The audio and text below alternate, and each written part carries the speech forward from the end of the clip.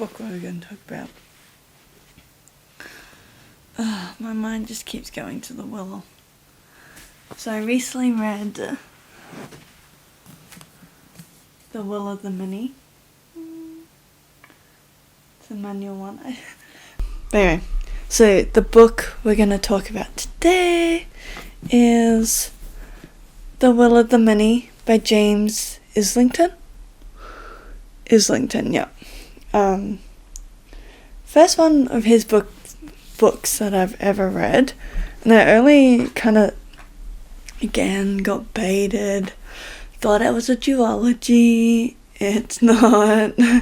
But I saw people talking about the next book like TikTok or something, and so it kind of intrigued me a little bit, because I'd heard of The Will of the Many and I remember the old cover, like the Greek columns and the blue background, but I actually like this one better. I feel like this one describes better what's actually happening. Like you can see,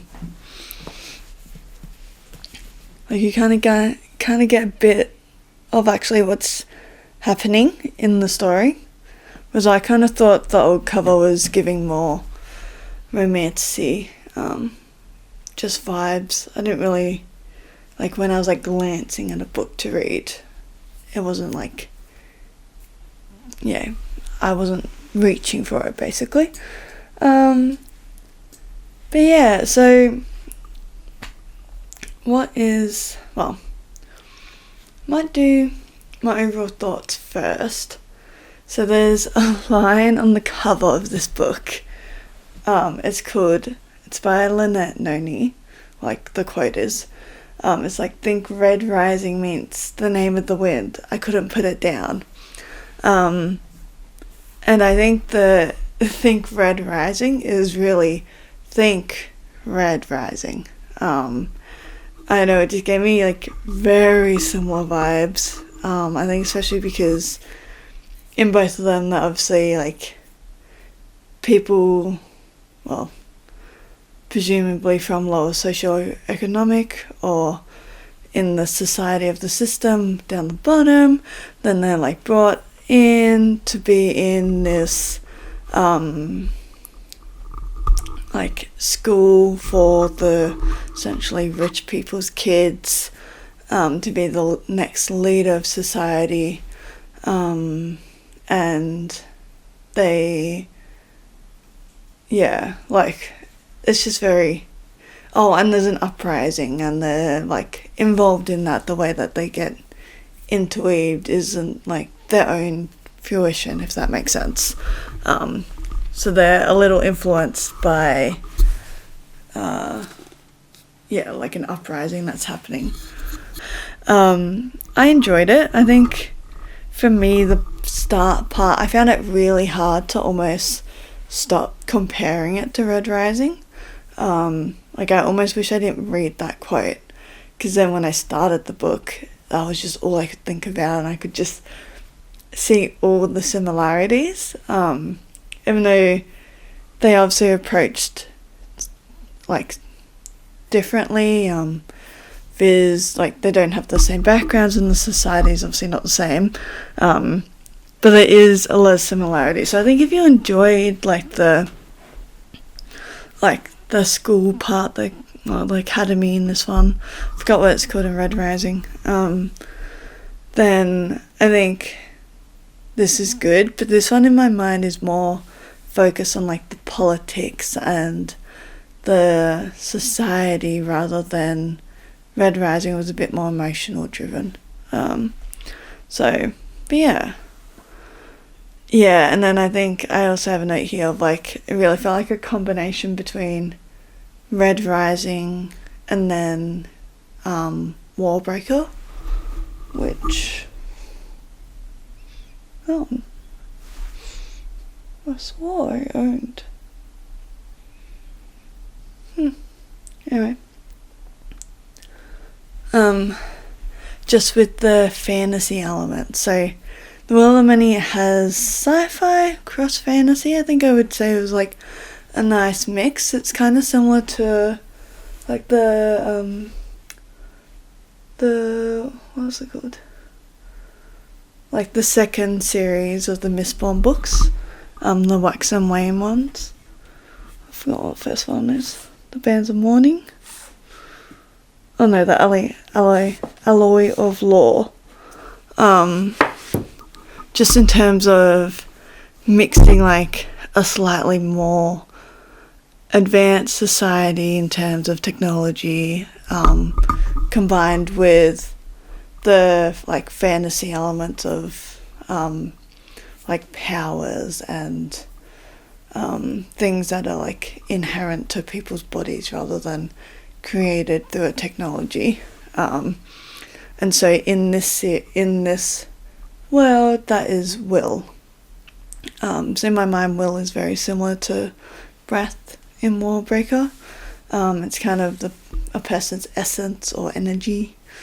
And in the hierarchy, everyone has to see their will. So you can give, I think it's half of your will or a portion of it to another person, and that generally distincts rank and everything. Okay.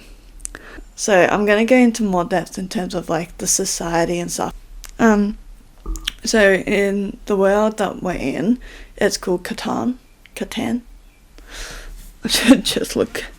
I will be looking at the book a little bit just because there's pronunciations. It's all Latin /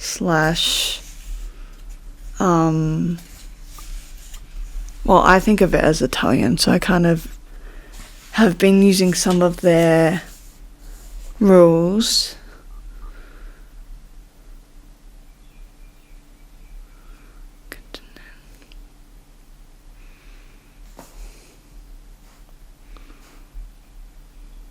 Okay. What?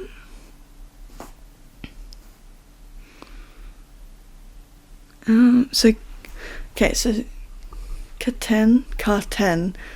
Carten's a capital of a region called Deditia.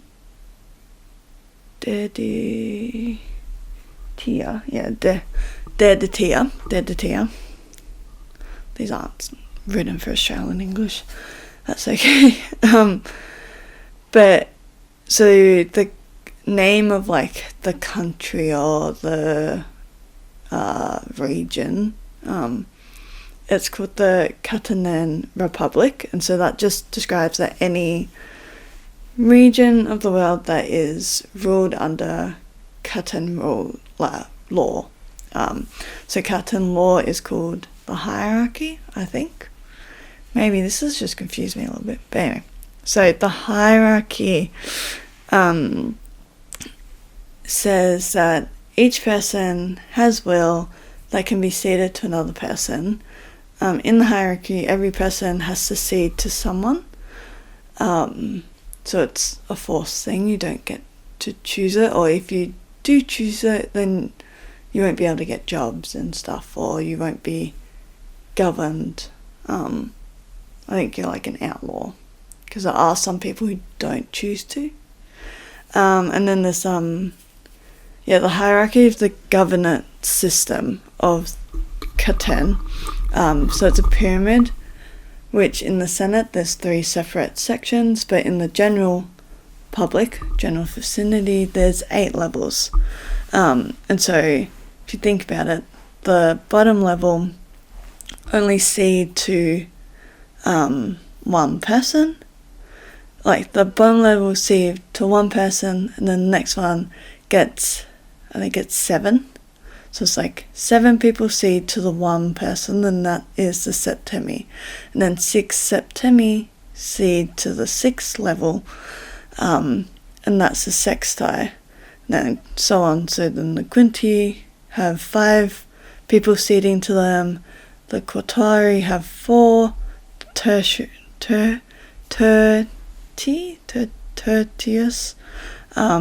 3, Dimidas 2, and then the Principus is the top of the pyramid. So the bottom one is octavi, so like it's 8, 7, 6, 5, 4, 3, 2, 1, basically.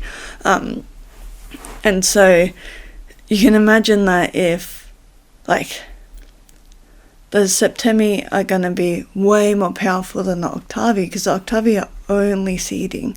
They're not gaining any extra will, they're actually just losing it. So they generally have a low life expectancy because their will to live is kind of taken a little bit. Their energy, their mental capacity, it's not quite there.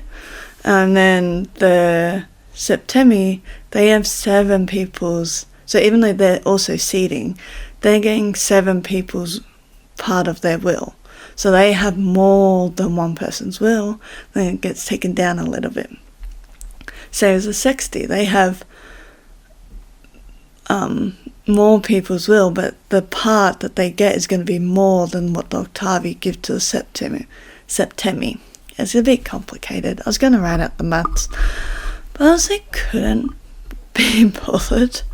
But basically everything, every power level increases, not exponentially, but in a be polynomial, in like a power function, if that makes sense. So the 8 to 7 there's a big gap, and then 7 to 6 there's like an even bigger gap. 6 to 5 is an even bigger gap. So if you're level 5, like, you're actually pretty strong. And it corresponds to how many people are in it. So the majority of the population is level 8. Like, I think they say it at one point, and it's like, yeah, the vast majority of the population is level 8. And then there's, at like level 5, there's not that many people. So there's only like 1,000 or something. I think it's, the population's about 1 million, maybe 6. Big difference. But basically being a level 5 means you are pretty powerful. Just because of the way the rankings work and the power jumps. Because, yeah, I think it's a portion of their will. Might just look it up. It's probably in the first page. Okay, what? Yeah, so and essentially you can think of it as if 7 people, if 8 people are contributing, I had it wrong, so it's 8 Octavi contribute to 7 Septimus. To 1 Septimus. So then if 7 Septimus contribute to 1 Sextus, then essentially the Sextus is getting will from 56 people, because they're getting will from 7 people who each have 8 people seeding will to them. And so then the Quintus have 6 Sextus seeding to them. So they have about 336 people's will, because 6 times 56 is what I'm assuming that is. Yeah, that makes sense. And then so on. So for Quartus, they have about 1,600. I'm just reading this, by the way. I didn't make this up. It's on the middle. It's on the front page of the book. So the Quartus have about 1,700 will. And so you can kind of see the power jump. It goes up by a factorial, essentially. So 8. What is that pattern? 8 times 7 times 6 times 5 times 4 times 8 times 2. Oh yeah, by factorial. Yeah. So essentially 8 factorial if you think about the rating that the Principus gets. The other ones is slightly different calculation, but yeah. So you can see that the jump, even from Sextus to Quintus, that's 300 more people's will. Like, they're way more powerful. And then from Quintus to Quartus, it's like, wow. And this kind of contributes to like people's auras. You can kind of think of like, oh, you can tell when someone has like a lot of will in their body. And yeah, I think that's mainly the will. But then, so in the top people, so every, like, you can think of like a local government. In Australia, it would be like, yeah, like a local government, not even a state government, even smaller. Your local council area, that would be its own little pyramid in the hierarchy. And that top person might be a sextile, they might be a quintile. But most of them are probably quintile. Oh no, yeah, most of them are probably quintile. Like, they don't even get to that fourth layer, which kind of just shows you how little, like, how many people there aren't in that top layer, if that makes sense. And yeah, whereas in the Senate, I think you have to be quintile. Well, yeah, you do. You have to be quintile above. And so that Senate, they're like the most powerful people. So they might be the leader of like the state governments. They'll be probably like, maybe like a bigger local government. The top person would probably be in the Senate. Yeah. And so the Senate has... Well, actually, no. You can think of the Senate as like an actual Senate. So they have different areas, but instead of being like... Yeah, no, it's actually exactly like... It's like a normal Senate, I think. Like you're... Except for you're not elected. Yeah, so they're all like in control of like the different areas and whatnot. It doesn't really correspond to like local governments or stuff. But some of them might be like involved in that, and some of them aren't, depending on what their role is and what they want to do. But yeah, so the Senate is split into 3 parts. So there's military, governance, and then religion. And so in the academy, you have people from the 3 different sections, and you kind of get a little sectional divide. Like the military families want to work together and like build military and governance, and want to do the same, and religion as well. And so a lot of the book kind of delves into the power, like the political nature of the Senate and their influence on society, and yeah, which I think is fun. Is there anything else? Yeah, so Viz is adopted into a military family, but I'll get into that later. Yeah, okay, yeah, so if you seed someone their will, you're essentially giving, like a little bit of your life force.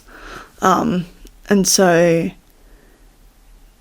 if you have more will, the benefits is like, you have more power, more energy, your,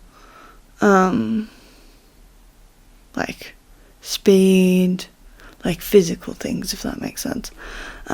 Not really mental. It's more, the mental part I was just thinking about was more like memory lapses. But yeah, like it's more like the physical attributes. And like learning things faster probably, but not essentially being more intelligent. But yeah, okay, so our main character in the story is Diago, or Viz.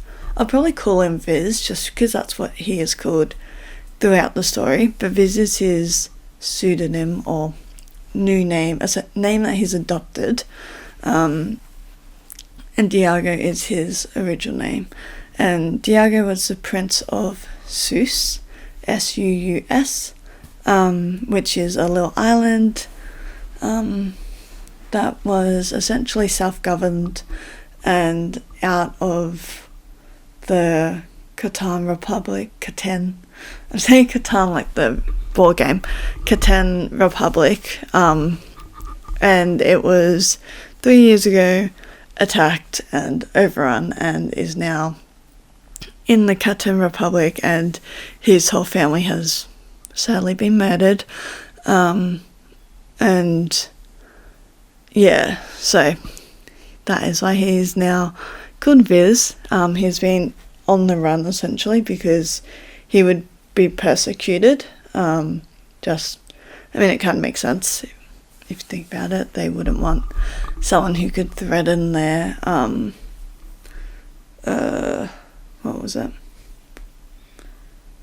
threaten their standpoint, their power in Seuss, and he definitely would if he was there.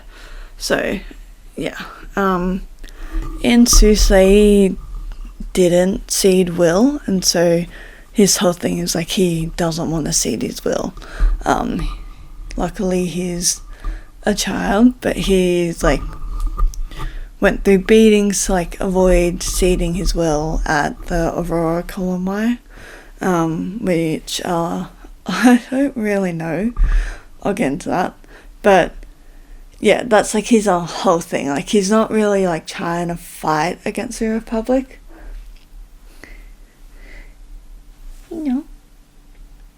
He's not really trying to fight against the Republic. He just kind of wants to live his life, grow up, be under the radar. Maybe when he's older he might try to fight against it, but for now he's just trying to survive. He's involved in these fighting matches. That's how he makes money for himself. Obviously it's a little dangerous. Hello, do you want to come home?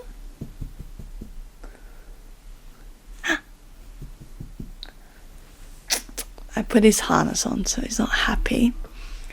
He doesn't feel like he can move. But yeah, so he is involved in these fightings in this town called Lettons, and then seemingly somehow gets discovered by a Quintai called I should have said this earlier. Magnus Quintus Olkiscore. It's awful. It's really hard to read. Telemus. Magnus Quintus Olkiscore Telemus. So Magnus means he's a senator. Quintus is his rank. Olkiscore is his name. Telemus is his family name. So he is a Quintai in the Senate who has been searching for this person to train to join the academy, because his brother died, committed suicide, in his final, just before the final, just before he was about to graduate, and he's fully convinced that he didn't commit suicide, and there's secrets there that religion and Veritas, the principal of the academy, is hiding, which honestly there's grounds.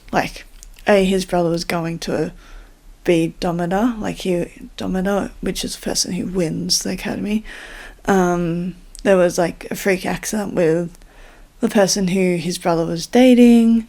Then the guy who was his best friend, Veritas, is now the principal of the school, and that was only 6 years ago, so quite young. I didn't quite realise how young the other people were, if that makes sense, because Viz in this story is 17. Pops. He thinks he can't be seen, so he's a little dumb. Okay. So Viz is 17. Now if the accident was 6 years ago, yeah, like you do, I think you do the academy when you're maybe 17, maybe 20. That might be a more normal age. But it's before you go into society, like it's a school. So it's only 18 months. But if it's 6 years ago, that means that Veritas and K, I should have looked up how to say his name. Sorry, back to the book. Lanistia, which is the person, Creole.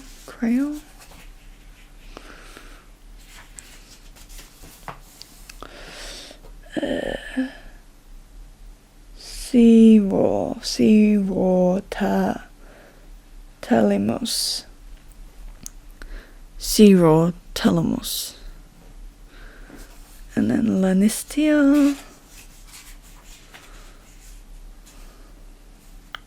There you go. Lanistia. Scipio.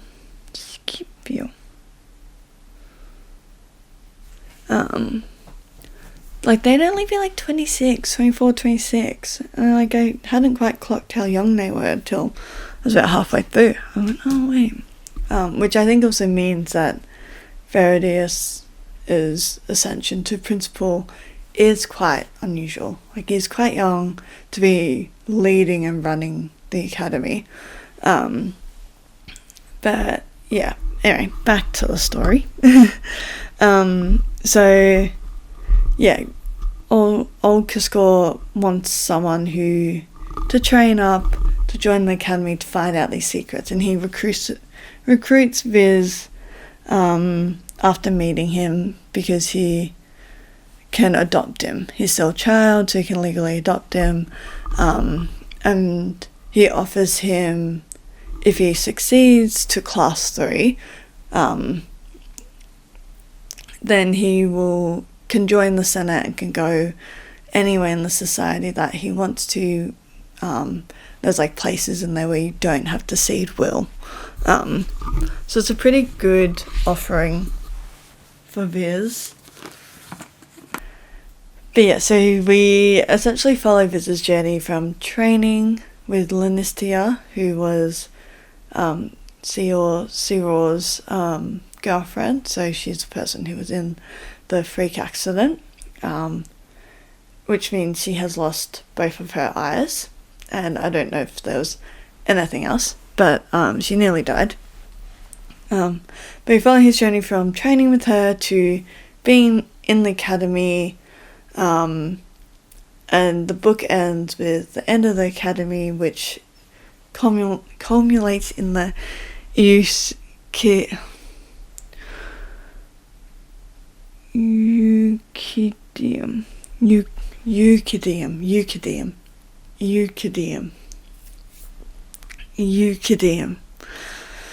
Oh God, Latin, that's hard. Which is the final contest that the people in the academy in class 3 compete to become the Dominator. So Dominator is like, I think, valedictorian, but for a physical event. So number 1.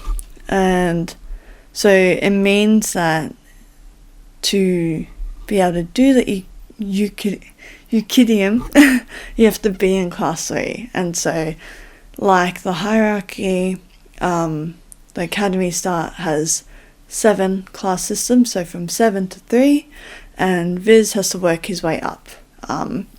So he also joins a semester late. No. They say semester? No, trimester. They don't. They say trimester. Trimester late. So he's missed about 6 months of the course.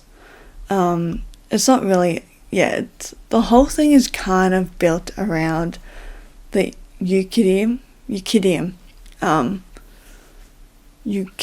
yeah. So it's like not that bad that he missed it, because if he still can get up there, he still can. Just means that the stakes are higher and it's a bit harder.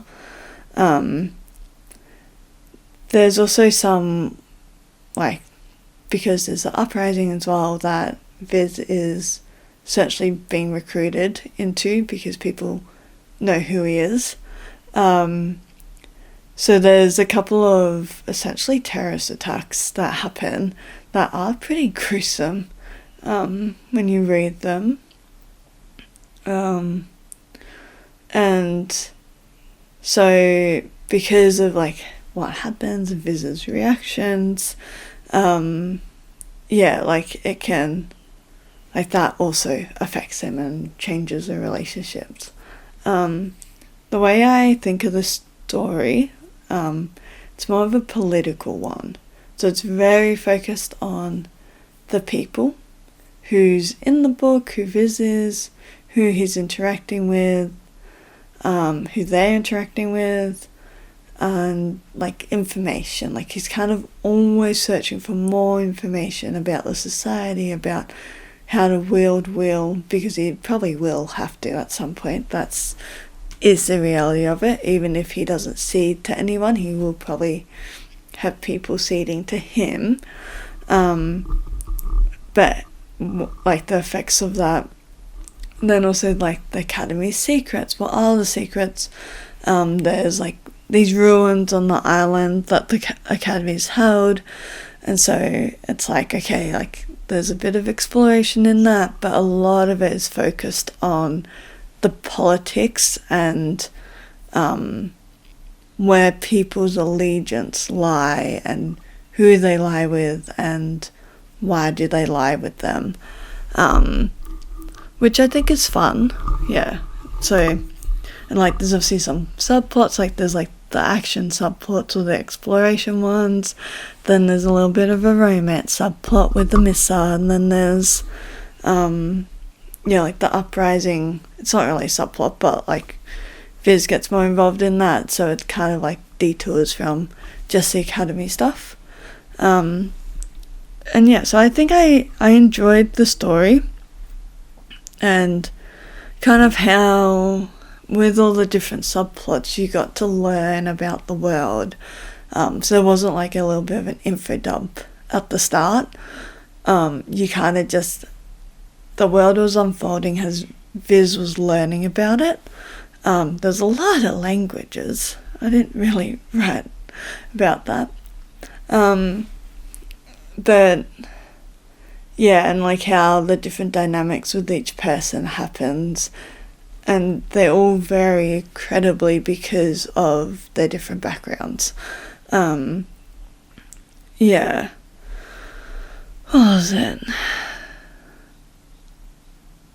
Yeah, so you kind of learn. It's more, I think Viz knows more about the world, like, and the hierarchy and the wielding. So you don't really learn too much about that, but you kind of get to understand how they use it. So they kind of use it like electricity in a way. It reminds me of the alloy of law in terms of like they have systems to be able to like carry people, like a transvact that carries people, but it has to be anchored by will, and then things will be powered by will, like vehicles and machines, and then we kind of, I think, get a glimpse to how that's actually generated, and I think it's going to be a bit gruesome of how that's actually powered, but I'm kind of trying to not give too many, well, I'll have a bit at the end that's just full of spoilers, but I'll put a little chapter, but yeah, I think I would describe it more as a political story, because even though it feels like there's a lot of action that happens and the end is quite action-packed, it's still intrinsically focused on the people, and the politics of the society. Yeah, what was it? The part, yeah, I think I found not really understanding how they used will a bit hard. I think it made things feel a bit vague, and also a bit like he could make it whatever he wanted later. But I think it was like hard for me to really grasp like how they used will, but then also where the will came from. Yeah, because it feels like a lot of their power is from will, and then that's going to be pretty gruesome when you realize how they get it. And then I think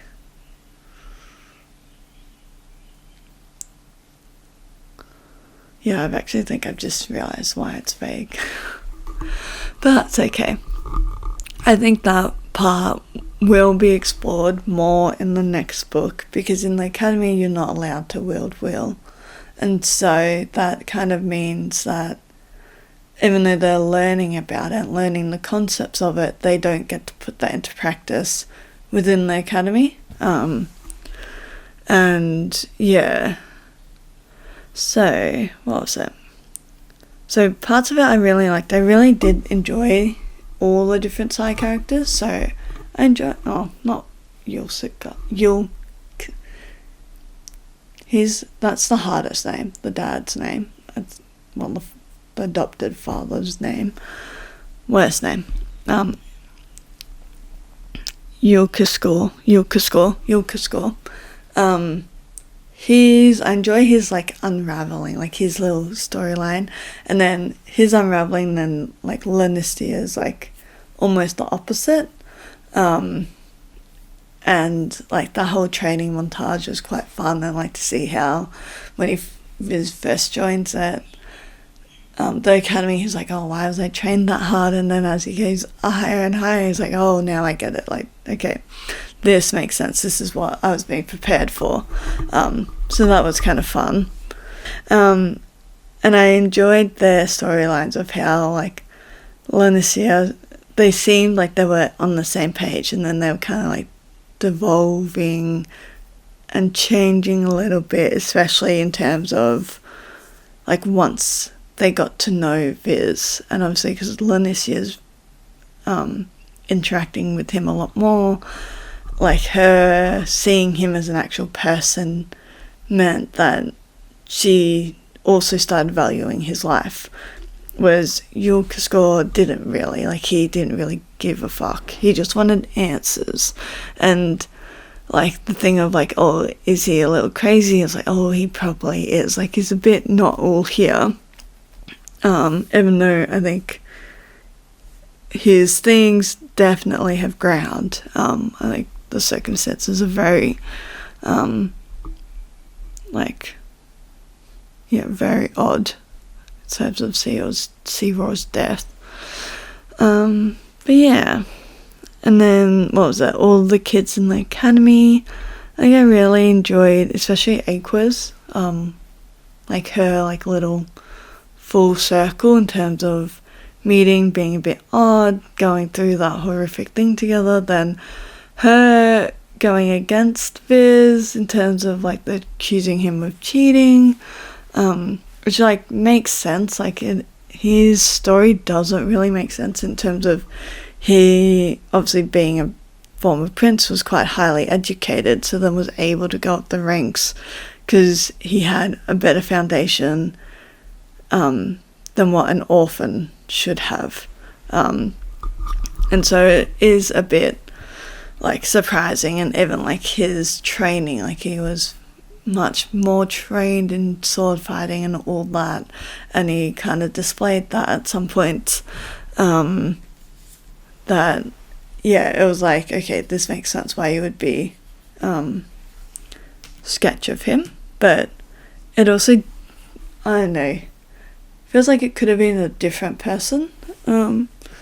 Like it didn't really make too much sense to be Aqua, but then it kind of had to be her because she was the top of class 4, and so like that was the case. And then, but I liked her like coming around, and like she was in the Eukidium with him, and like became friends, and that actually kind of makes sense. I think almost in the way they would probably trust each other more because of the different things. And then Calidus, rest in peace.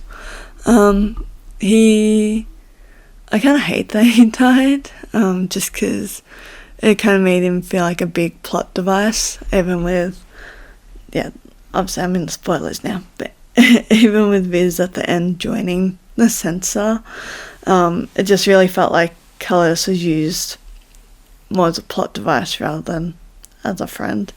But I think his friendship was good and kind of meant he did make Viz see them as people, and also gave a different point of view of someone who grew up in the society but was a little disillusioned, like not fully. He still fully believed in the hierarchy and the seating of will and all that, but he could see that things weren't quite right. Like the numbers in terms of the people in charge don't really make sense, and that's having a negative impact on the amount of people with power, but then they're still using a lot of power, so it's like, okay, what's actually happening? And then also his, like, because his dad's in the census, he completes the census, he already knew about the people disappearing during the Eukidium, and so that as well kind of, like, you could see Viz was like, okay, like, I kind of have a mutual friend of, like, this is someone who I can trust because he's a little disillusioned with the, like, academy system. So, and their friendship was just cute, like, in terms of, like letting them, like, he felt like he could be himself. And then Aiden as well. I think Aiden's stories is sad. That, like, even his, like, whole redemption arc and, well, not redemption arc, just personality coming out from being someone who couldn't really communicate to communicating and then getting along, and then now will probably be a friend, even if they end up on different lines. And Missa, I don't know what to think. Like, the ending confused me a lot with her, because obviously so Missa's the person he has the romance with, which I, like, understand, and now thinking about it, does seem like she was purposely there to, like, start the romance. It was probably asked by Viridius to do it, or even just to become close with him, and then like, try to find out the secrets. But then knowing, like, that Indol was going to choose religion and not military, Indol's another student and his dad's the Dimidus of military, so, like, the top guy. But Indol was like, I didn't tell her that. So she's obviously keeping secrets, and then in the final thing she was, like, using, in the Eukidium she was using will. I think her trying to, and then she tried to kill Viz, and I don't know, it just didn't make sense. Just opened up too many questions, I think. But and then I think they were the main ones. Viridius, it was fun to, like, see the two sides, because you got, like, the charming guy who is well loved and well liked, and then and then you have him at the end, and you can kind of see, like, that, like, he is controlling, like, he is doing something, but we don't really know what. And I think he also thinks he's on the right side. It's hard to know. And then there was, like, all the senators as well, like, with their own agendas, their own, like, the military meeting, that whole thing in Seuss. And then Gui. What was I gonna say? I'll talk about the Angui first. Angui, that's how I say the name. I don't really care. So they're the people who do like the terrorist attack. They're the uprising, and they're a different, like race. I think like similar to Zeus. They were a country, were taken over, and then now in the Khatan Republic. But there's like some of them are uprising and are doing these attacks to take over the account, and to try to like put the hierarchy into disarray. And so obviously so there's Sedotia, who is, from Viz's point of view, seems like someone in charge. We kind of later find out that she's not, but then it's also hard to know like what's actually happening. Like, I don't know, they confuse me. But then Sedotia, there's this is spoiler section, / Volusia, who is Eukaskor's wife, which is kind of how Viz gets adopted. So she's the person who's really trying to get Viz involved. And part of the reason why she was doing that is because Malior was the leader of the Angui, was revealed to be someone from Zeus. And so it's kind of implied that they were trying to get him, like, trying to recruit Viz to be, like, the face, the leader of the uprising, as, like, the lost king of Zeus. Very similar to Red Rising.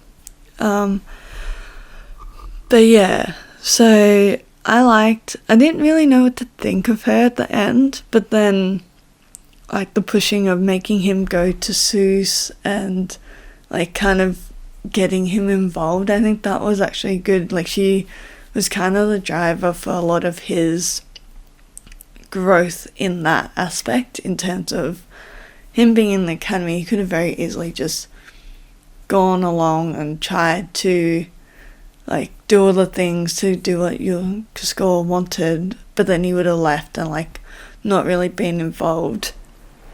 Like I think he would have been a little bit more wanting to go against them, but not as much as if he hadn't gone back to Zeus and seen like his country and seen the people and how they're going and everything, and also like talking to them as well. But what was it? Yeah, so I think I liked that part of it. I'm still confused on their goals, but I think you're meant to be. Like, I don't think we're meant to know. I did enjoy the, like, reveal of the military being involved. And even at the end, because the Angui attacked the Eukidium, which is how Calidus dies. So he wouldn't have even died. I think that's the sadder part of, he wouldn't have normally died, but he did. They attacked the Eukidium, and he, like, obviously, it feels like that was half funded by the military, but then also could be, like, a retaliation to the military to be like, hey, like, it would have been funded by the military because they want control of the academy, because they know that basically everyone knows that religion's hiding something on the island, but they don't know what. And so they know it's in the ruins, but they can't they can't get there because they don't control the territory, and it's in like bush and there's wolves. So yeah, like that was like, I feel like that was good, like a nice way to make him want to be more involved, and something that like he would do, if that makes sense. Yeah, I think it was nice to see that that was also driven by something not in the academy and not also in the society. Yeah, I think my one big gripe with this book is... Oh no, I didn't talk about the ruins. Okay, I'll talk about this before I talk about my one big gripe. So, on the island where the academy is held, it's like Solovegas or some shit, can't be bothered. There's these ruins, and so the accident that Lanicia had was at one of these ruins. And so that is Viz's task, is he's been asked to go and explore these ruins on the island. They're surrounded by dense forest. I think technically if you leave, you get expelled. Like if you get caught going out of that, like into that area, you get expelled. So he has to be careful. And yeah, so the first time he explores them... Oh, did I talk about the labyrinth? I will now. Oh no, okay, I'll go back. So in Viz's training with Lanicia, they're running this thing called the labyrinth. And so the labyrinth is essentially like you have a control bracer, and you can think of it as, I guess like battleship, but not really. It's like a maze. Like you have to run from one end to the other, and there's people chasing you, and they can, if they reach you, they, like if they see you, you're caught.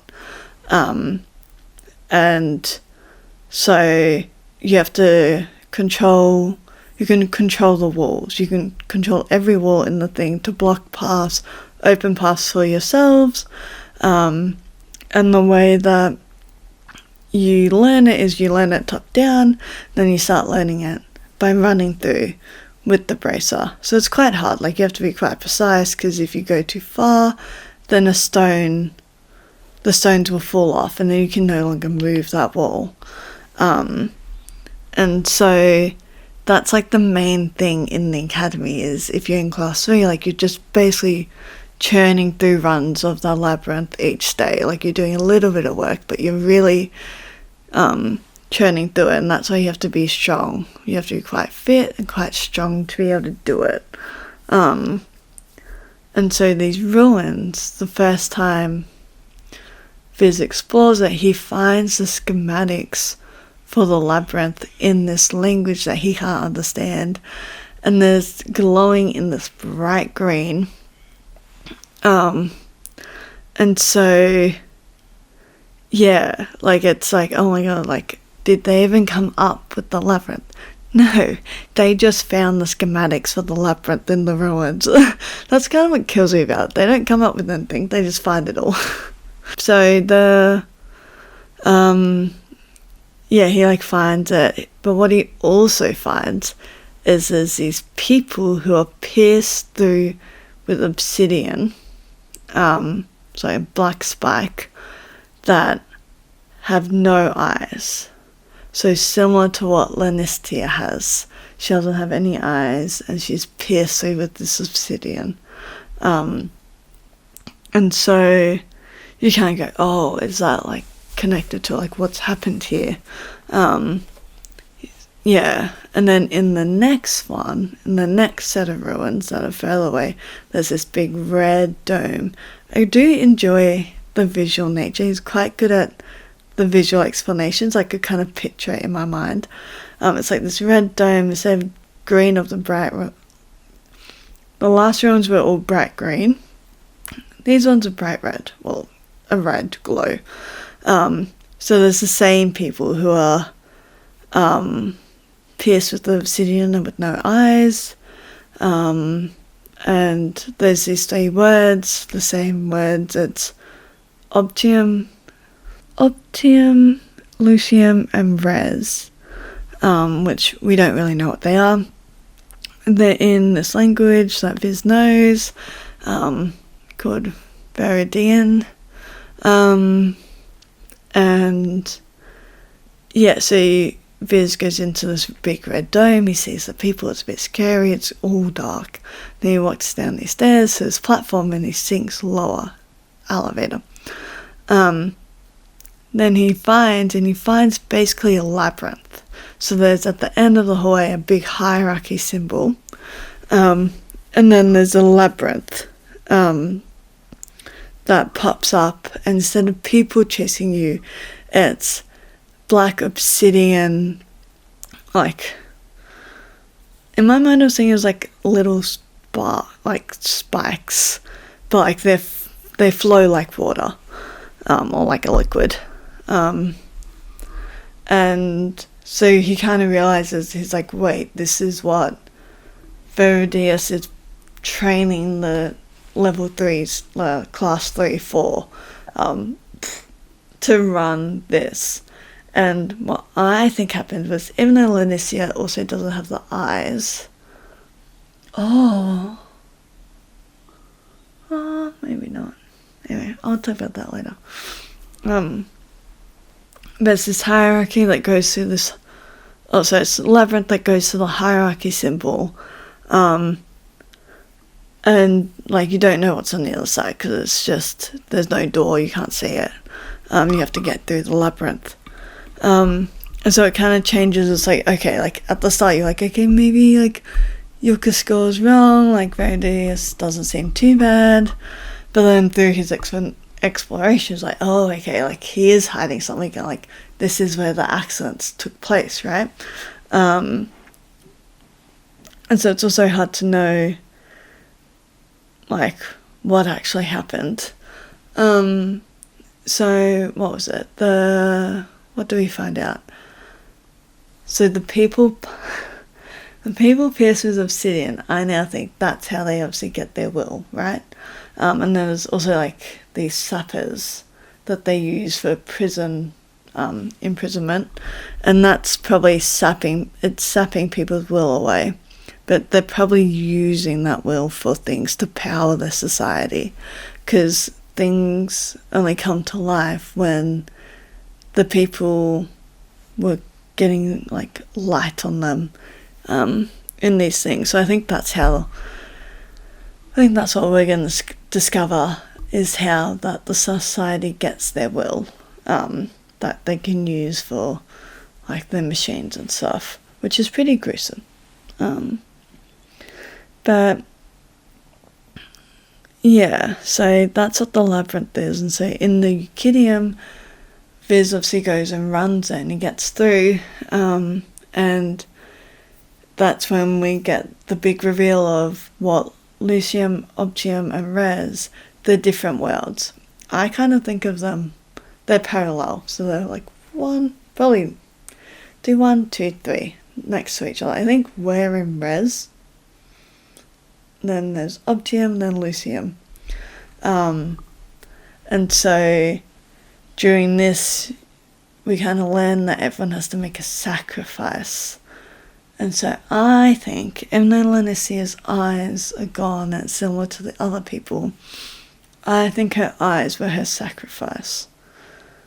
But it could just be that Seol went through, and she was used by Viridius to power it. But I don't know. It'll be something like that. But yeah, so we find the big reveal that Viz now exists in 3 parallel worlds, and that's going to be the whole next book. That's essentially how the book ends. And so my big gripe with this book is that it like didn't answer any questions. Like the story doesn't feel finished.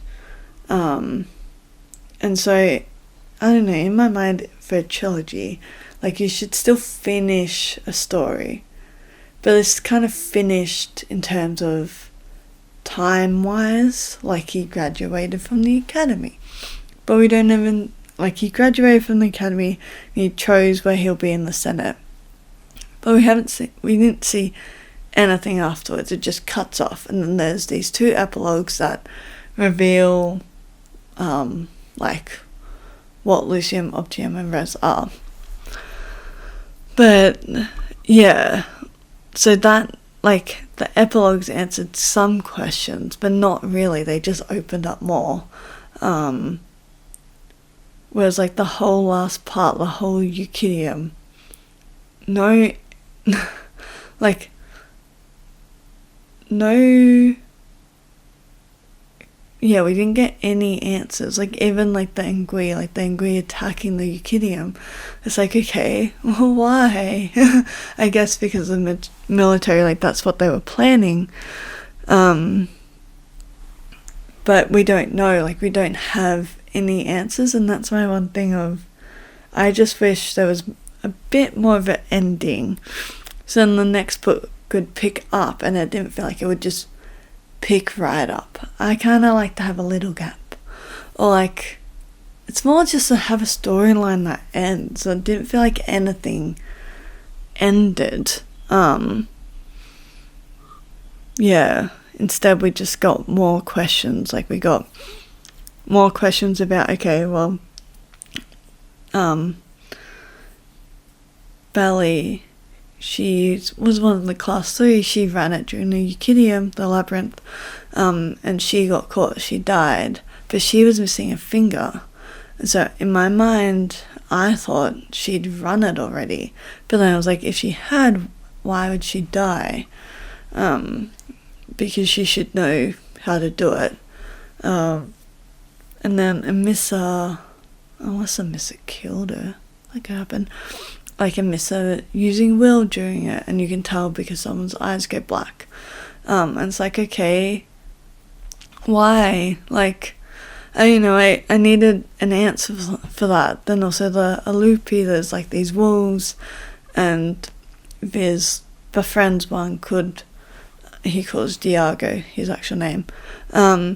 And so it's like, okay, like, what? Like, who are they? Like, what is that? How do they, like, why is he protecting him? And also, how does he know where things are? And then I guess you get answers about Viridius, but not even, because there's still, like, he still wants him to join the religion, and like tells him the senator to choose, but we never know why.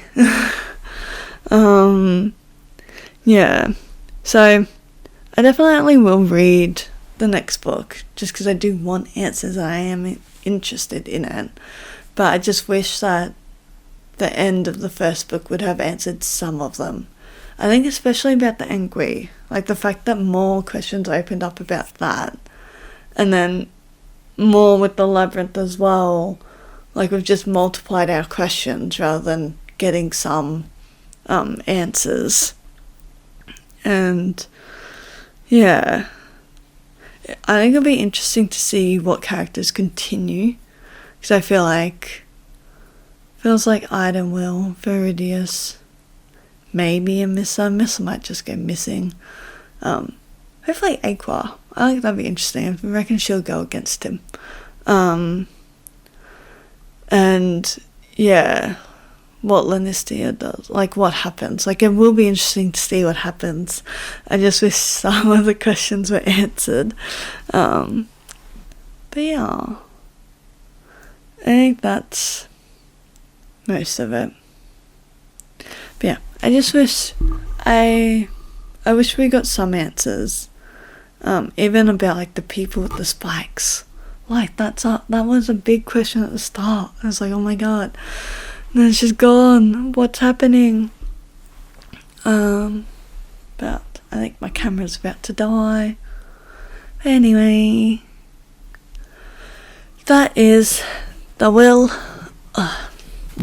It's such a big book. It's quite easy to read though. So even though how big it is, it's really, well, how chunky it is, it's really easy to read. And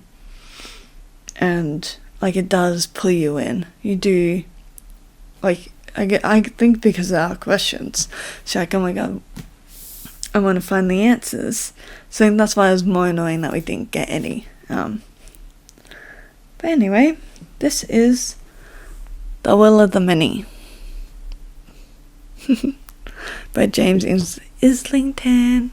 Oh, I didn't even talk about the name. I probably didn't talk about something else. But anyway, I like the name because, like, people have the will of the many. So, and the next one's the strength of the few. So it'll be interesting to see, like, who that focuses on. I think it'll focus on mainly the people who have been copied, like who exist in each of the worlds. But yeah. Yeah. I don't know. It'll be see. It'll be fun. Anyway. Bye bye.